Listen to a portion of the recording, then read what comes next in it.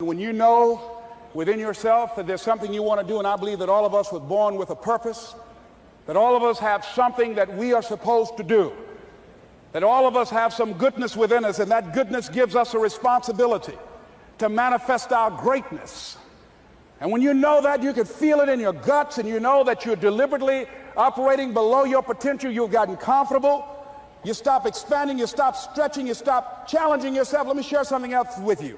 Not only is it possible for you to have your dream, but it's necessary. It's necessary that you have it, that you work on it, that you develop yourself, that you go for what is yours in the universe. I was in my comfort zone. I was doing just enough to get by. I was working on a job. They paid me just enough to keep me from quitting, and I worked just hard enough to keep from getting fired. How many know people like that? Blink your eyes if you understand what I'm talking about. I was parked. I knew I could do more. But when my mama died, it took something out of me. When I went through a divorce, it took something out of me. When my best friend died, it took something out of me. I parked. And somebody said that life is like an onion. You have to peel it one layer at a time. And sometimes you cry. Life's going to happen to you when you have a dream. You're going to get slapped around. And don't take it personal. Don't ask, why did this have to happen to me? Why not you? Who would you suggest? You want to give us some names, some email addresses? And don't tell everybody. 80% don't care, and 20% glad it's you. It's called life. Suck it up and move on. Get over it.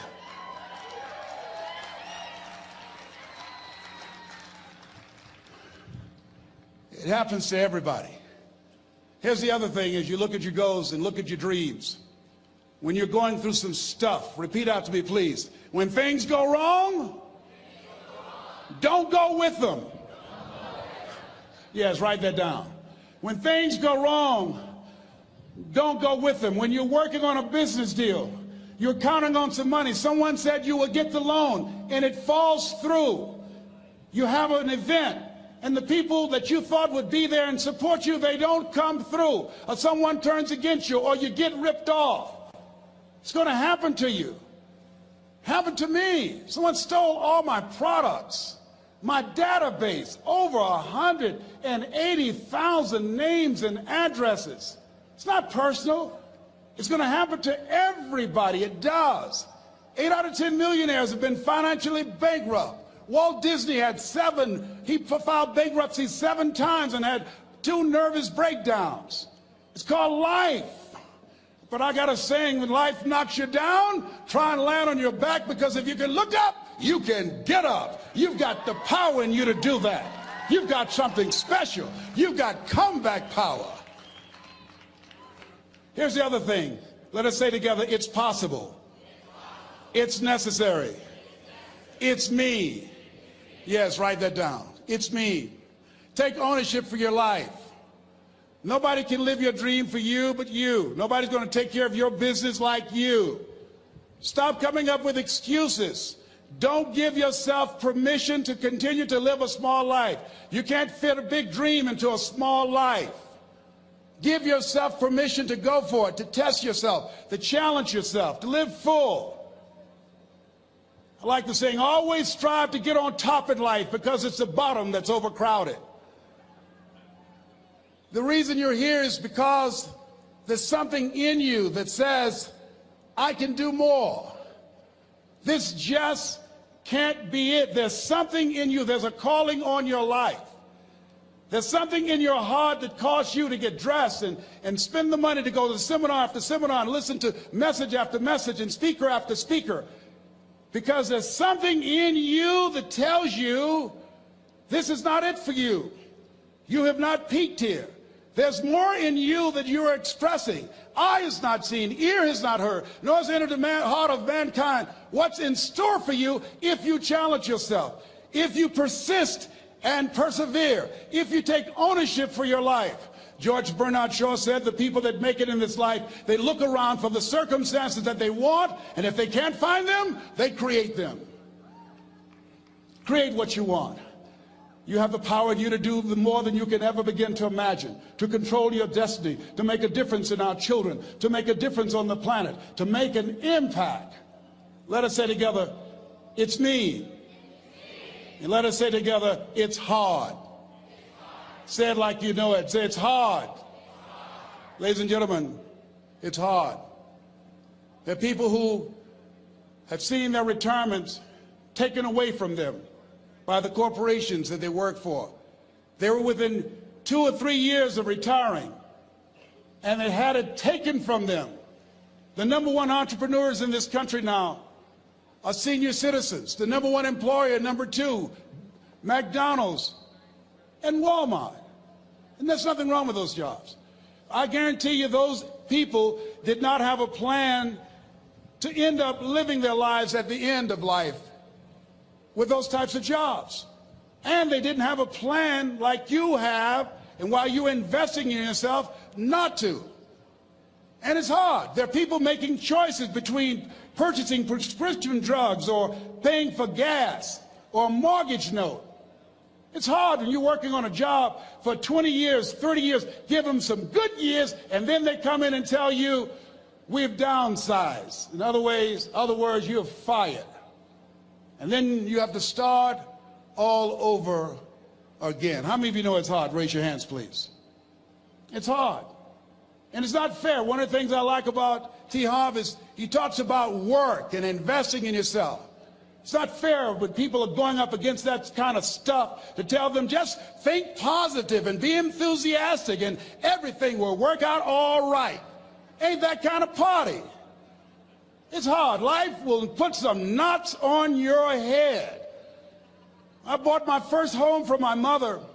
I was rushing, didn't know what I was doing, and I bought a home that had a lien against it.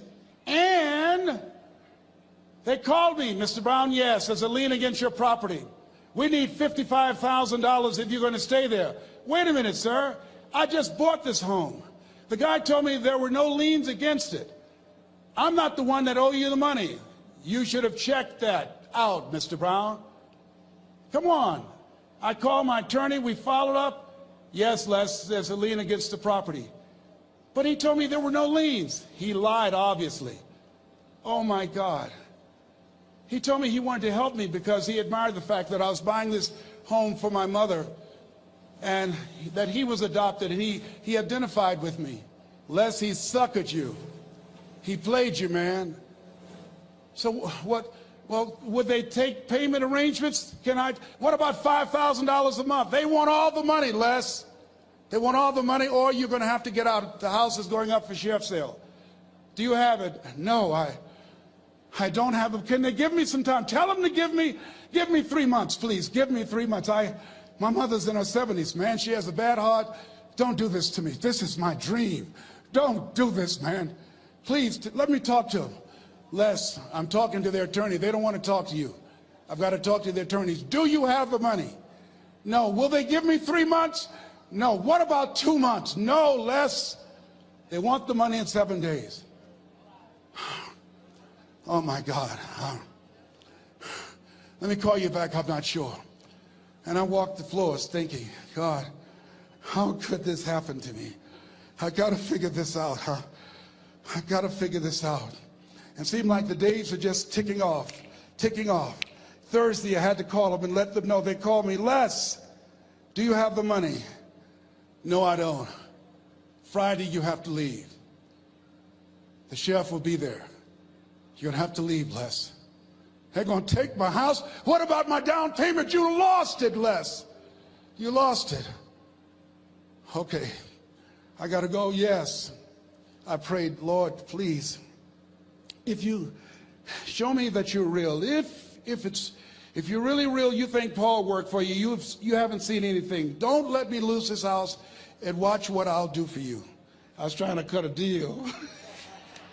Have you ever tried to cut a deal?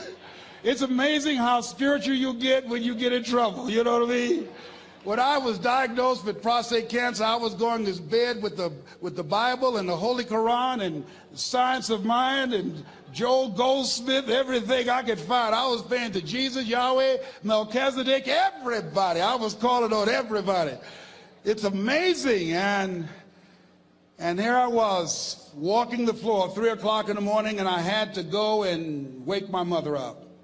I got on my knees and I said, Mama, I said, I need you to wake up. She said, what's wrong, Leslie? I can hear you walking back and forth. I'm not asleep, son. I said, there's something I need to tell you. She said, your eyes are red. Why are your eyes red?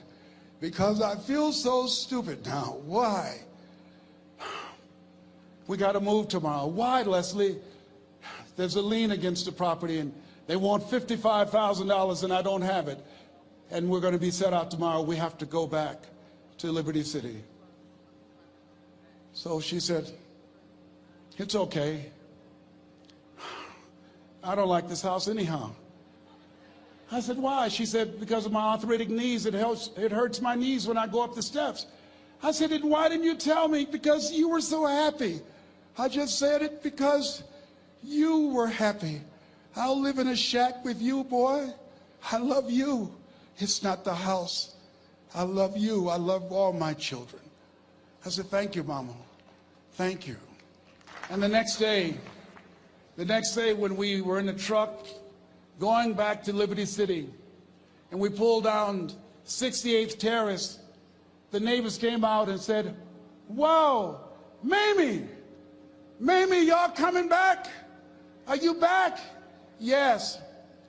What happened to the home your boy bought for you? Those boys you adopted. Leslie didn't do a title search. He made a mistake.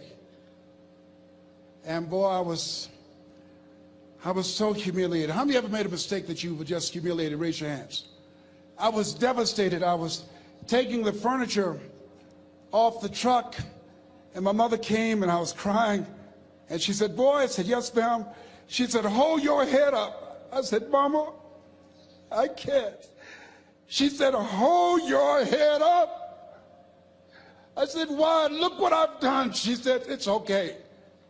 It's okay. You are going to make a lot of mistakes in life, young man.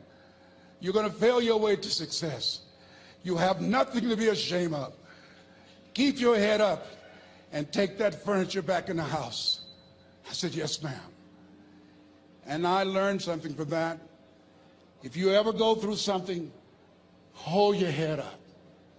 If you ever make a mistake, hold your head up.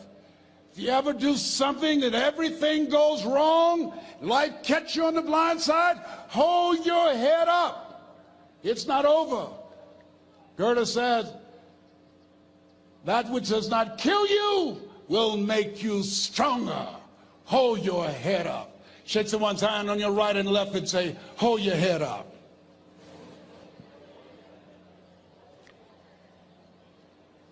Here's something else, ladies and gentlemen. Repeat after me, please. You got to be hungry. Everybody together, you got to be hungry. I'll never forget Mr. Washington said, Mr. Brown, yes, sir. What do you want to do with your life, young man? I said, sir, I want to be a disc jockey. He said, Mr. Brown? I said, yes, sir. He said, you got to be hungry. I said, what do you mean by that? He said, people that are hungry are willing to do the things today others won't do in order to have the things tomorrow others won't have. People that are hungry are willing to invest in themselves. People that are hungry will go to seminars and workshops. People that are hungry are always searching, always seeking higher ground. So how do you want to make it? I said, I want to be a disc jockey. He says, good. Here's what to do. He said, I want you to read 10 to 15 pages of something positive every day. He said, you don't get in life what you want, you get in life what you are. You must program yourself to success. He said, I want you to listen to Earl Nightingale and Zig Ziglar. Listen, faith comes by hearing and hearing and hearing. He said, I want you to change your relationships. And I don't want you to ever lose your hunger. I said, what do you mean by that? He said, people that are hungry are unstoppable. People that are hungry are no matter what people. They make it happen no matter what. He said, I want you to listen to Paul Harvey. Who is he? He's the world's greatest communicator. Success leaves clues, young man. Always listen and follow people who are doing what it is you want to do at the level you want to do it, and learn from them. I told T. Hobb when we were standing by the stage, I said, hey man, I want to work more with you. I want you to coach me. I want to learn from you. See, I found you're never too old to learn, and you're never too young to teach. Always have a thirst for learning. So I listened to Paul Harvey every day on the radio. While in school, I would go out and listen in his car. He gave me his keys. I was working to develop myself. And I continued to listen to motivational messages, and he would take me to see the late Dr. Norman Vincent Peale, who wrote the book, The Power of Positive Thinking. I toured with him before he passed. You have something special. You have greatness within you. Don't allow your circumstances to determine who you are. Don't allow your negative thoughts to hold you back. You have something special. You can do more than you can ever begin to imagine. Dr. Peale was an incredible man. I admired him. When he spoke, he gave me goosebumps. I can feel him in my heart. And I never forget, we were coming back to the school, and Mr. Washington said, Mr. Brown, yes, sir. When Dr. Peale spoke, you didn't move. When he spoke, you were hanging on every word. When he spoke, we didn't have to tell you to sit down and be quiet. Why? I said, sir, I could feel him when he talked. I felt like he was talking to me, sir. He said, he was. I said, but he doesn't know me, but he was speaking to you. Did you feel him in your heart? I said, yes, sir. He said, most people feel him in their head. If you felt him in your heart, he said, listen to him, son. Follow him, learn from him. And I would go to seminars and workshops. Anywhere I would find where Dr. Peale was, I would be in the audience. I would drive 200 and 300 miles just to hear him speak. And my dream and vision was to share the stage with him. I thought about it. What is your goal? What is your vision? I want you to hold it in mind. There's some power in that. Because when I became involved in speaking, I never forget, I got a call from Og Mandino, who wrote the book, The Greatest Salesman in the World. He said, Les, I'm stuck in Philadelphia. I need to be in Kankakee. Dr. Norman Vincent Peale is appearing. I can't make it. I heard you're in Chicago. I said, yes, I am. Can you go and open for me? I said, yes, man. Oh, my God. Dr. Peale, I said, yes, I'd love to do it. And I went there, and I came. I said, hi, I'm Les Brown. He said, you're not the band of renown? I said, no, I'm Mrs. Mamie Brown's baby boy. I'm here to speak. He said, come backstage. And his wife, Martha, was there. And she said, Papa, Les Brown is here, the speaker. And he said, Les Brown, shoot for the moon. Because even if you miss your land among the stars. I said, sir, that's my quote. I wrote you when I was in the 11th grade. I was a part of a special education class project. That's my quote. He said, I know. I end all my speeches with that quote. And Dr. Peale had a great sense of humor. A young man was backstage, and I had so many questions to ask him, and my mind froze up, and the young guy said, Dr. Peale, how old are you? And he was up in age. He said, Sonny, I'm 92. The young man looked at him and said, I don't know if I want to live to get 92. He said, that's because you've never been 91. So I did the things that Mr. Washington suggested. I listened to motivational tapes on a regular basis. I would go to seminars and workshops whenever Zig Ziglar and Dr. Dennis Waitley and Jim Rohn would come to town. And I said, sir, what do you want me to do now? He said, Mr. Brown, I've given you everything that I can give you. He said, develop your mind, put your money where your mouth is, continue to learn how to be an effective communicator, because once you open your mouth, you tell the world who you are. And always surround yourself with OQP, only quality people. So I went to apply for a job on Miami Beach. WMBM radio station. Milton Butterball Smith was the program director. Hello, Mr. Butterball. How are you, sir? My name is Les Brown, sir. I'd like to be a disc jockey. He said, young man, you have any journalism in your background? I said, oh, no, sir, I don't. You have any experience in broadcasting? I said, no, sir, but I practice all the time, sir. Let me audition for you, sir. Let me show you how good I am. All I need is a shot, sir. He says, no, we don't have any job for you. How many ever been rejected? Raise your hands, please. I was devastated. I went back and I told Mr. Washington, I said, Mr. Washington, they said no. He said, don't take it personally. Most people are so negative, they have to say no 7 times before they say yes. He said, you got to be hungry. Know your vitamin. Go back again. I said, yes, sir. Hello, Mr. Butterball. How are you, sir? My name is Les Brown, sir. I like to be a disc jockey. Young man, weren't you here yesterday? Yes, sir, I was. Didn't I tell you no yesterday? Yes, sir, you did. Then why are you back today? Well, sir, I didn't know whether or not somebody was laid off or somebody was fired, sir. Nobody was laid off or fired. Now, get on out of here. I came back the next day. Hello, Mr. Butterball. How are you, sir? My name is Les Brown, sir. I like to be a disc jockey. I know what your name is. Weren't you here the last 2 days? Yes, sir, I was. Didn't I tell you no the last 2 days? Yes, sir, you did. Why are you back? Oh, sir, I didn't know whether or not someone got sick or someone died, sir.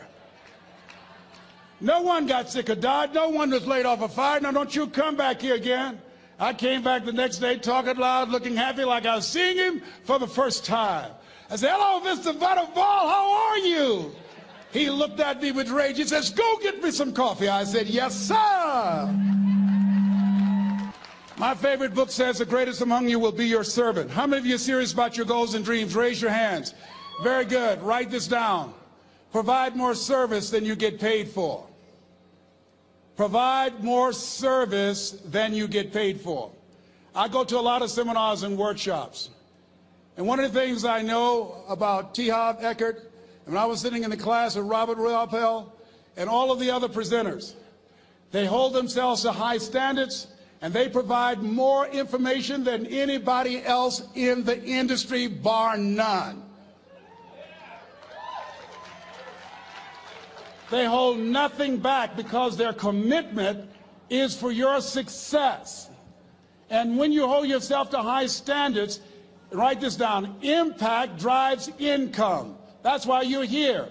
Because the training, the seminars, been making a difference in your life. If they did not have impact, 200 or 300 people would be here, if that amount. Impact drives income. So I became the errand boy for the disc jockeys. I would go get their lunch and their dinner, and I would bring it to them in the control room, and I'd watch them working the control boards, knowing my time will come. Write this down. I expect to reach my goal. Yes, you want to operate with a spirit of expectation. I expect to reach my goal. So I started preparing for the next position. Never forget one quote that I heard. As you look at your life, you look at your goals and dreams. It's better to be prepared for an opportunity and not have one than to have an opportunity and not be prepared. If you expect to reach your goal, prepare yourself now. And so then pretty soon, the guys at the station, they begin to take a liking to me. Write this down. Build relationships. As you're aware, people deal with people that they know, like, and trust. And so they would say, Leslie, yes, sir. Come here, yes. Come outside. Who did this? Oh, your car? Yes. Who cleaned my car? I did, sir. I would wax their cars on the weekend, inside and out. How much do you charge? Oh, nothing, sir. I just sworn to help out. I was providing more service than I got paid for. I was building relationships. They said, whoa, look here. Donna Ross and the Supremes are coming to town. The Four Tops and the Temptations. Here are my car keys. Pick them up for me. Take them to the Fontainebleau Hotel on Miami Beach. I said, yes, sir. I would drive them all over Miami Beach in their big, long Cadillacs. I didn't have any driver's license, but I was driving like I had some. Then one day, it was a Saturday afternoon, a disc jockey by the name of Rockin' Roger was drinking while he was on the air. It was a Saturday afternoon, and I was the only one there. Rockin' Roger got so drunk, he could not complete the show. He started slurring his words. He's about to fall off the chair. And there I was, looking at him through the control room window, walking back and forth, young, ready, and hungry. I was saying, drink, Rock, drink. Drink, Rock. I'd have gone and get him some more if he'd asked me to. Then pretty soon the phone rang. It was the general manager, and I answered the phone. I said, hello? He said, young boy, this is Mr. Klein. I said, I know. He said, Rock can't finish his program. I said, I know. He said, would you call one of the other DJs in? I said, yes, sir. I said to myself, he must think I'm crazy. I called my mom and my girlfriend, Cassandra. I said, y'all come out on the front porch and turn up the radio. I'm about to come on the air.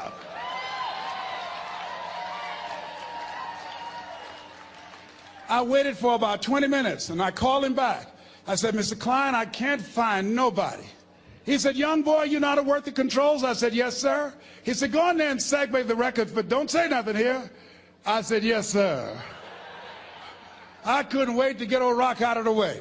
I put on a fast record. I said, look out, this is me, LB Triple P. Les Brown, your platter playing papa. There were none before me, and there will be none after me. Therefore, that makes me the one and only. Young and single and love to mingle, certified, bona fide, indubitably qualified to bring you satisfaction and a whole lot of action. Look out, baby, I'm your love man. I was hungry.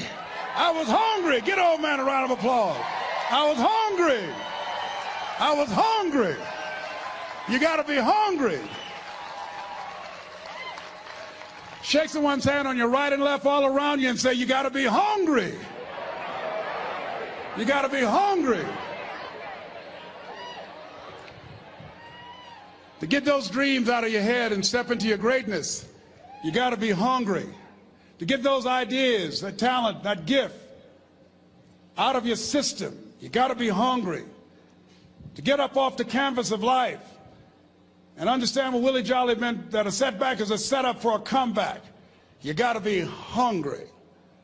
People that are hungry are willing to do the things today others won't do in order to have the things tomorrow others won't have. How many of you got value out of what you've heard thus far? Raise your hands, please. Very good. I'd like to leave this with you. I don't know what your goals are. I don't know what you want to do. Here's what I know about you. You have greatness within you. Here's what I know about you. I can help you to live full and to die empty. I can show you what I've learned. If anybody told me that I would be doing what I'm doing now, I leave here today, I go to New Orleans and speak there, then I'll be flown to Barcelona. If anybody told me, given my circumstances, born in an abandoned building on a poor section of Miami, Florida, called Liberty City, both my birth parents stood up and said, hello, son, I would not know either one. Being labeled educable mentally retarded, put back from the 5th grade to the 4th grade, failed again when I was in the 8th grade, no college training. Anybody told me the principles that I would teach you, that they would have the impact that it has had on my life. This Les Brown that you see, I did not know he existed. And I tell you that you have greatness within you. You have the ability to do more than you can ever begin to imagine. Come into the room with me. And I guarantee you your life will never be the same again. I'd like to leave this with you. I don't know what your goals are. Mine is to find a cure to autism. Mine is to find a cure to breast cancer and to prostate cancer. Mine is to work with our youth and to reduce the recidivism rate in our prisons and help young people learn how to become an asset to our society rather than a liability. Mine is to train speakers to become great communicators, to speak from their heart, not their heads, and teach them how to impact and create a new conversation so people can see the possibilities of life and overcome the possibility blindness that held me hostage for 14 years. I don't know what your goals are, but here's what I know about you, and I don't know you. You've got greatness within you. And I like to leave this with you, something my mother used to love to hear me say. Leslie, yes ma'am, mama, say that thing for me, boy, that makes me feel good. I dedicate this to you, to the greatness in you, and to the dream that you showed up on the planet to produce. And it's simply this. If you want a thing bad enough to go out and fight for it, to work day and night for it, to give up your time, your peace, and your sleep for it. If all that you dream and scheme is about it, and life seems useless and worthless without it, and if you gladly sweat for it and fret for it and plan for it, and lose all your terror of the opposition for it, and if you simply go after that thing that you want with all of your capacity, strength and sagacity, faith, hope, and confidence, and stern pertinacity,